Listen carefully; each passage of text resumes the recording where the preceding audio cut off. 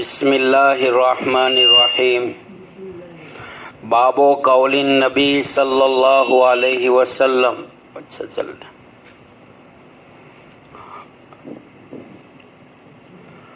رب مبلغ او عام سامعین.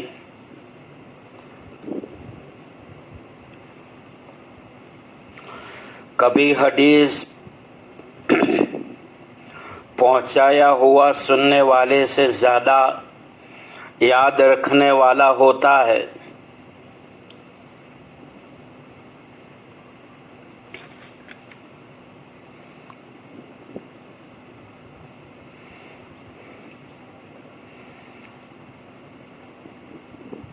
نبی کریم صلی اللہ تعالی علیہ وسلم کا ارشاد ہے کہ کبھی ایسا ہوتا ہے کہ جس کو میرا کلام پہنچایا جائے وہ اس سے زیادہ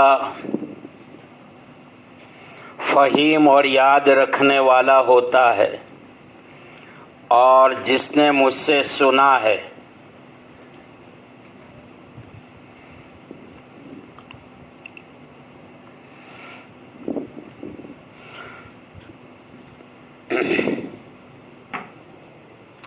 حدثنا مسدد قال حدثنا بشر قال حدثنا ابن عون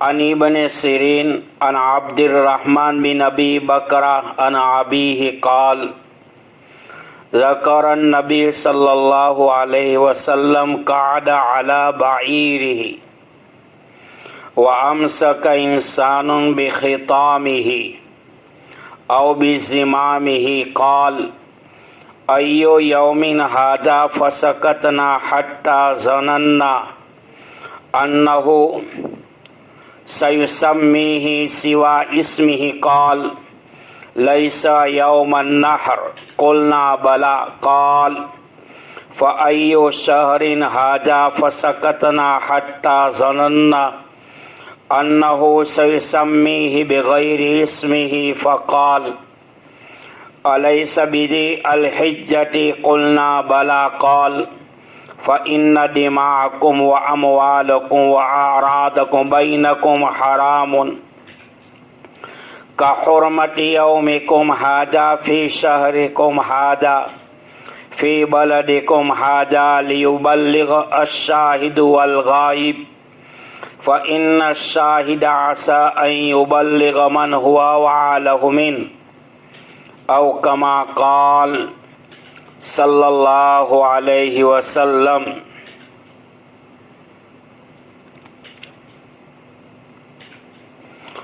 حضرت عبد الرحمن بن ابی بکرہ نے اپنے باپ سے روایت نقل فرمائی ہے کہ حضرت ابو بکرہ رضی اللہ تعالیٰ عنہ نے نبی کریم صلی اللہ تعالیٰ علیہ وسلم کا ذکر کیا کہ آپ صلی اللہ علیہ وسلم اپنے اونٹ پر بیٹھے ہوئے تھے. قعد علی بعیرہ، قعد یقعد کے معنی بیٹھنا، بعیرتن کے معنی اونٹ. یہ اس وقت کا واقعہ ہے کہ مینا میں ذی الحجہ 10ویں ذی الحجہ وَأَمْسَكَ إِنسَانٌ بِخِطَامِهِ، ایک آدمی اونٹ کی نکیل لگام تھامے ہوئے تھا. او بزمامہ قال، رسول پاک صلی اللہ علیہ وسلم نے ارشاد فرمایا ایو یومین ھذا، یہ کون سا دن ہے؟ فسکتنا، ہم لوگ خاموش رہے. حتی ظننا انہ سیسمیہ سوا اسمہ، یہاں تک کہ ہم سمجھے کہ آپ صلی اللہ علیہ وسلم اس دن کا کچھ اور نام رکھیں گے. حتی ظننا، یہاں تک کہ ہم نے گمان کیا अन्नहु सयुसम्मीहि बिगैरि इस्मिहि, ये नाम को छोड़कर कुछ और नाम रखेंगे।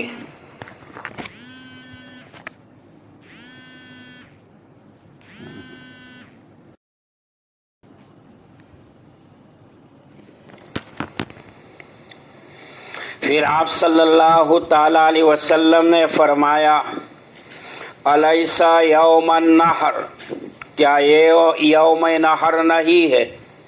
कुलना बला, हमने कहा क्यों नहीं? काल फ़ाय्यो शहरिन फसकतना हत्ता ज़नन्ना अन्नहु सयुसम्मीहि बिगैरि इस्मिहि। आप सासम से पूछा कि कौन सा महीना है? आप सल्लल्लाहु अलैहि वसल्लम ने पूछा कि कौन सा महीना है?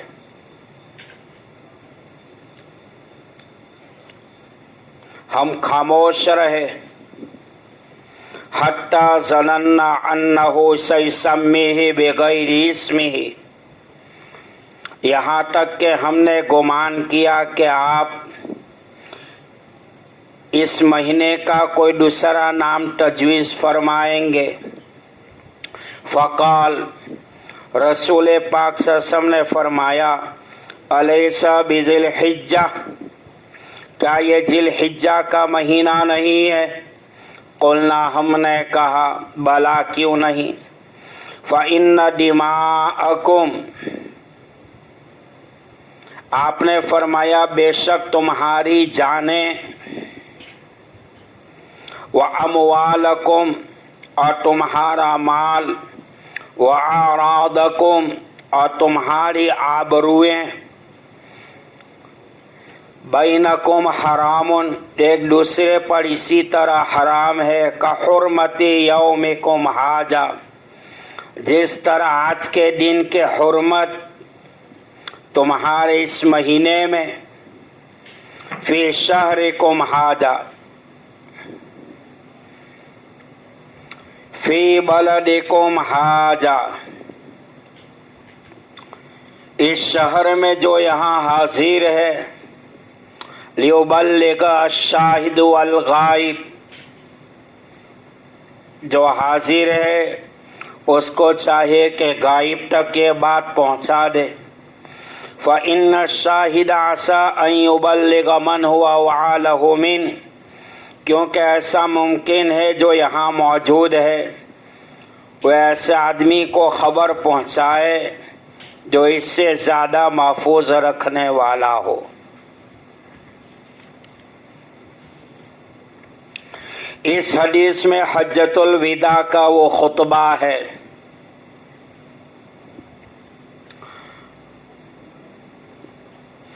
जबल रहमत के नीचे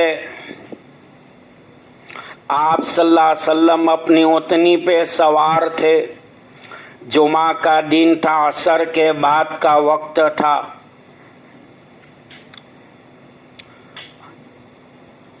मगरिब से पहले दुआ की कबूलियत का टाइम था। 1.5 लाख का मजमा या 1,44,000 1,24,000 सहाबाए किराम का मजमा था। अल्लाह के हबीब सल्लल्लाहु अलैहि वसल्लम ने इरशाद फरमाया, तुम में से जिसको जो कुछ पूछना हो पूछ लो। आइंदा साल मैं जिंदा रहूं या न रहूं। सिद्दीक अकबर रदी अल्लाह ताला अन्हु रोने लगे। अल्लाह के हबीब सल्लल्लाहु अलैहि वसल्लम से दुनिया की जुदाईगी का वक्त की तरफ इशारा था।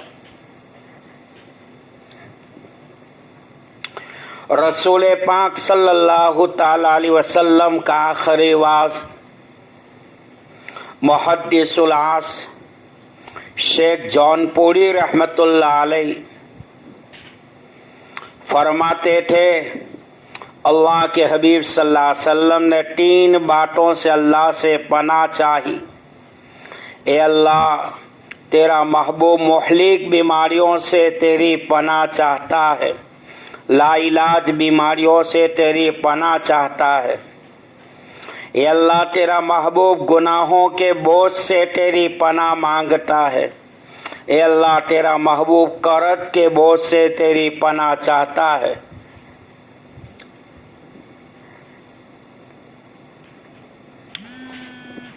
حمد و ثنا کے بعد ارشاد فرمایا،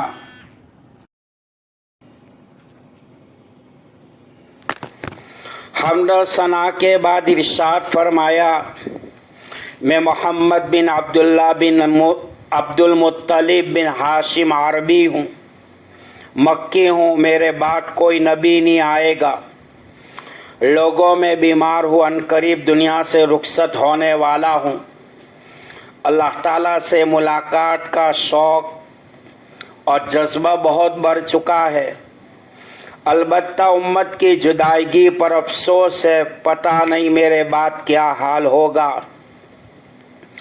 پھر آپ نے دعا فرمائی آخری واعظ میں کہ اللہ تمام فتنوں سے اس امت کی حفاظت فرمانا اور میری امت کو ہمیشہ صراط مستقیم پر قائم رکھنا۔ لوگوں میری آخری وصیت خوب غور سے سن لو تاکہ محفوظ کر کے ان لوگوں تک پہنچا سکے جو یہاں تک موجود نہیں ہے۔ جیسے کہ روایت کے الفاظ ہے،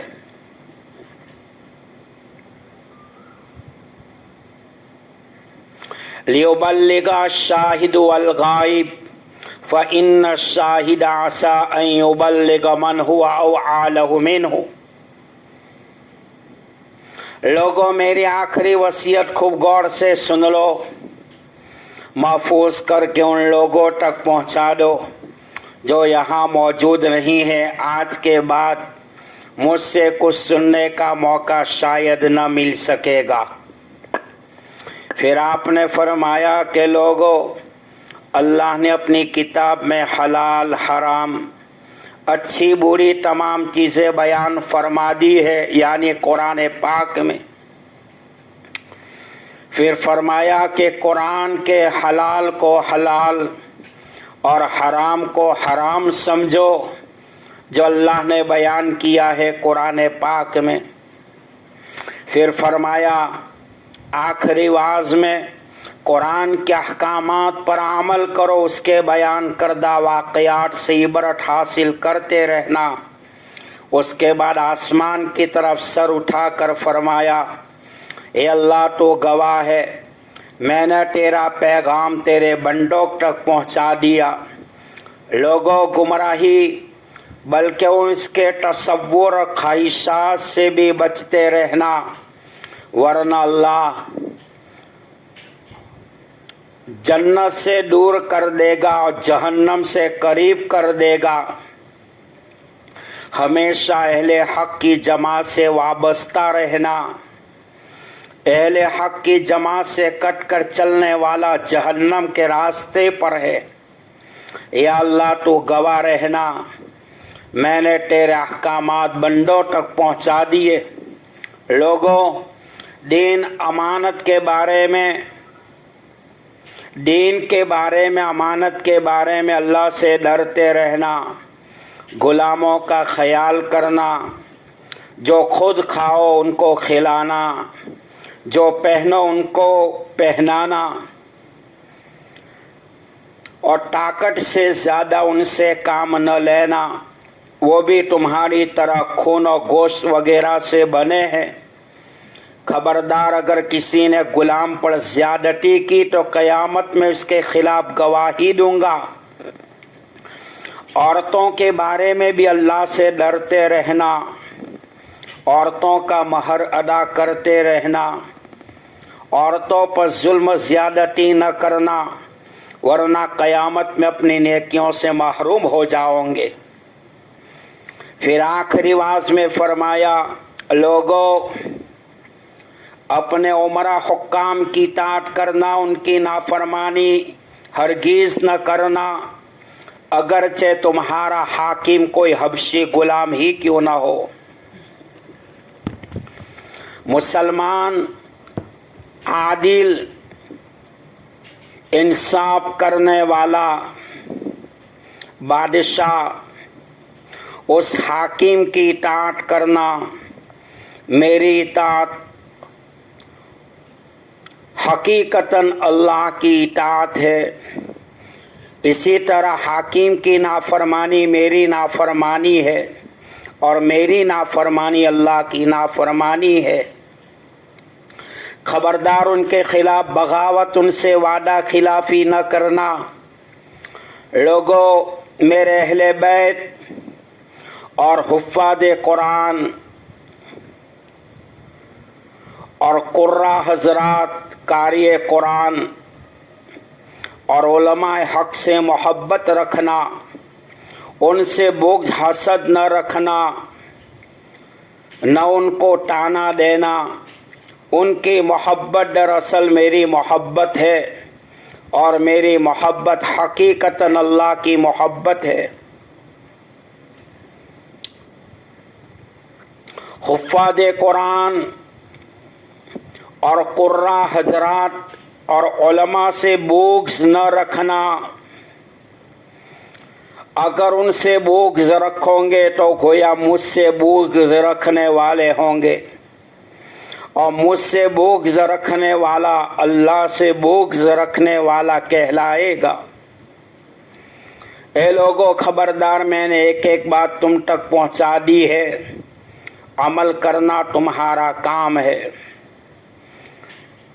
پھر فرمایا، اے لوگوں، 5 وقت کی نماز پابندی کے ساتھ ادا کرتے رہنا، اور وضو اور نماز کے ارکان کو ٹھیک ٹھیک سے ادا کرنا، پابندی کے ساتھ مال کی زکوٰۃ دیتے رہنا، ورنہ نماز بھی رد کر دی جائے گی۔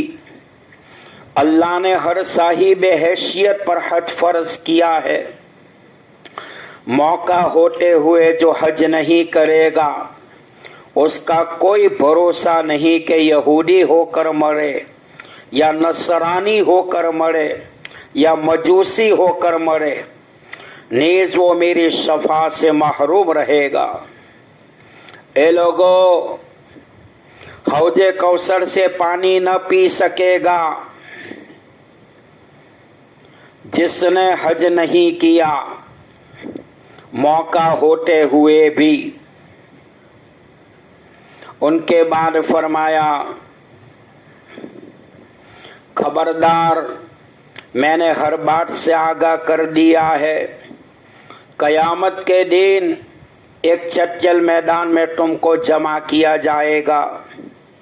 قیامت کے دن بہت بڑا اور نہایت ہولناک، دہشتناک دن ہوگا۔ اس دن نہ مال کام آئے گا، یوم لا ینفع مال ولا بنون، نہ مال کام آئے گا نہ اولاد کام آئے گی۔ اس دن عذاب سے وہی بچ سکے گا جس کو قلب سلیم وہ قلب ہے جو کفر شرک سے پاک ہو، وہ قلب سلیم لے کر وہاں پہنچے گا۔ دیکھو اے لوگوں، میں نے ہر بات تم کو پہنچا دی ہے۔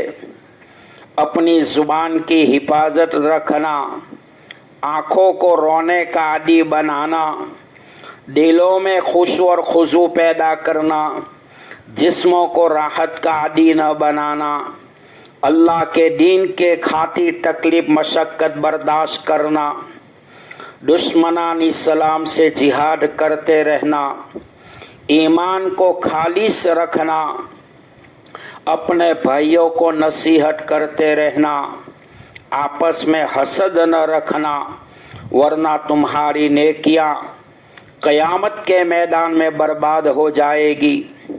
اے لوگوں، ایک دوسرے کی غیبت نہ کرنا ورنہ ہلاک ہو جاؤ گے۔ خبردار، میں نے تمام باتیں کھول کھول کر بیان کر دی۔ قیدیوں کو آزاد کرنے اور کرانے کے خاطر خاص طور پر کوشش کرنا، نیک اعمال کی فکر اور کوشش رکھنا، کسی پر ظلم نہ کرنا، زیادتی نہ کرنا، ورنہ سمجھ لو کہ مظلوم کا حمایتی اللہ ہے، وہی تم سب کا حساب لینے والا ہے اور اسی کی طرف تم کو لوٹ کر جانا ہے۔ معصیت و نافرمانی کے ساتھ اللہ ہرگز تم سے خوش نہیں ہوگا۔ خوب سن لو، اچھے اعمال کرے گا اس کا فائدہ اسی کو ہوگا، جو برے اعمال کرے گا اس کا وبال اسی پر پڑے گا۔ پروردگار بندوں پر ذرا بھی ظلم نہیں کرتا۔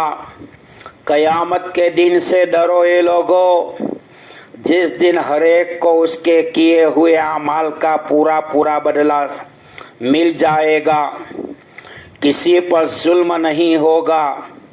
میں ان قریب دنیا سے رخصت ہونے والا ہوں، یہ بیماری اسی کی علامت ہے۔ تمہارا دین امانت اللہ کے حوالے کرتا ہوں۔ میرے ساتھیوں، تم پر اور میری پوری امت پر سلامتی ہو۔ ان کے بعد فرمایا السلام علیکم ورحمۃ اللہ وبرکاتہ۔ اس کے بعد ممبر سے اتر کر ہمیشہ کے لیے حجر مبارکہ میں داخل ہو گئے۔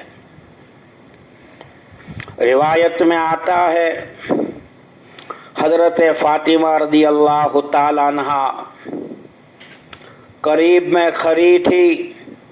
ام المومنین صدیقہ کائنات رفیق حیات عفیف عالم صدیقہ بنت صدیق خلوتوں کی رازدار امہات المومنین مخدومۃ المسلمین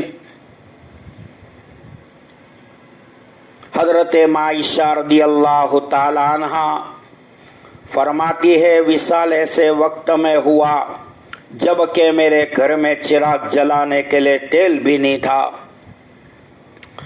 لاڈلی بیٹی فاطمہ، جس فاطمہ کے بارے میں آپ نے فرمایا الفاطمہ بضعۃ منی، جو میرے جگر کا ٹکڑا ہے، فاطمہ رضی اللہ تعالیٰ عنہا قریب میں کھڑی تھی۔ گھر کا دروازہ بند تھا، مکان کا یہ عالم تھا، 5 بیٹھے ہوتے چھٹے کا آنا مشکل ہو جاتا تھا۔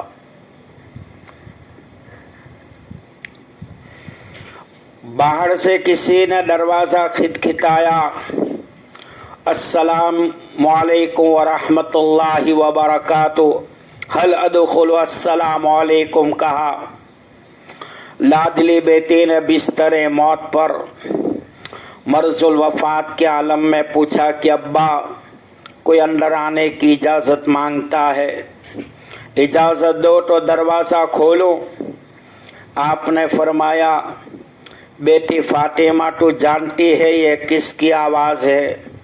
یہ بچوں کو یتیم کرنے والا، عورتوں کو بیوہ کرنے والا، گھروں کو ویران کرنے والا، قبروں کو آباد کرنے والا، دوستوں کو دوستوں سے چھڑانے والا موت کا فرشتہ تیرے ابا کو لینے آیا ہے۔ یہ سنتے ہی فاطمہ زاروں کی طرح رونے لگی۔ مرض الوفات کے عالم میں بھی آپ نے دست مبارک کو اٹھایا اور بیٹی فاطمہ کی آنکھوں سے نکلنے والے آنسو کے قطرات کو پوچھا اور فرمایا بیٹی فاطمہ صبر کر لے، اللہ تیرے میرے صبر کے بدلے میری امت کو معاف فرما دے۔ اس سے پہلے عرش بری کا نمائندہ روح القدوس نزل به الروح الامین ذی قوت عند ذی العرش مکین مطاع ثم امین، حضرت جبرائیل علیہ السلام تشریف لائے اور فرمایا کہ یا رسول اللہ صلی اللہ علیہ وسلم، جنت آپ کی ملاقات کے لیے، جنت آپ کے لیے مستعد کر دی گئی ہے، جنت کی حوریں ویلکم کرنے کے لیے تیار ہے۔ جبرائیل امین نے فرمایا یا رسول اللہ صلی اللہ علیہ وسلم، اگر اجازت ہو تو آپ کی وفات کے بعد آپ کے بدن مبارک کو ڈائریکٹ جنت میں پہنچا دیا جائے۔ آپ نے فرمایا جبرائیل اللہ کے نبی کو نہ جنت سے مطلب ہے، نہ مقام علین سے مطلب ہے، نہ مقام محمود سے مطلب ہے۔ نبی کو مطلب ہے تو اپنی امت سے مطلب ہے کہ میری وفات کے بعد بھی میرے بدن کو میرے امتی کے بیچ میں رکھنا، امتی کے لیے سلامتی کی دعائیں کرتا رہوں گا۔